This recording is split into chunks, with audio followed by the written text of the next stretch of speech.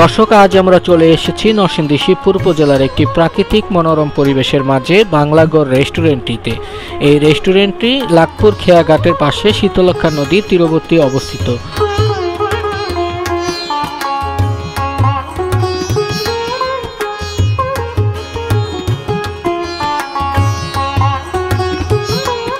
গ্রাম বাংলার মাটির ঘরের আদলে এই রেস্টুরেন্টটি নির্মিত। একটা সময় গ্রাম বাংলার প্রতিটি ঘরেই একটি করে বাংলা ঘর থাকতো, যেখানে মেহমান বা অতিথিদের আপ্যায়ন করা হতো। কালের বিবর্তনে এখন গ্রামগুলোতে সেই বাংলা ঘরের প্রচলন না থাকলেও এই রেস্টুরেন্টটিতে তুলে ধরা হয়েছে গ্রাম বাংলার হারিয়ে যাওয়া বাংলা ঘরের স্মৃতিগুলো।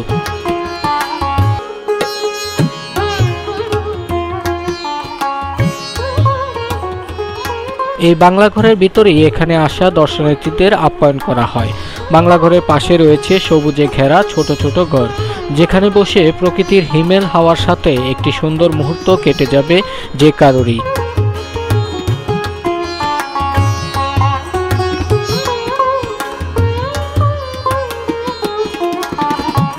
প্রতিদিনই দূর দূরান্ত থেকে অনেক দর্শনার্থী লাখপুরে এই খেয়াঘাটের পাশে ছুটে আসছেন এই বাংলা ঘরের আনন্দ পরিবেশে একটু সময় পার করতে।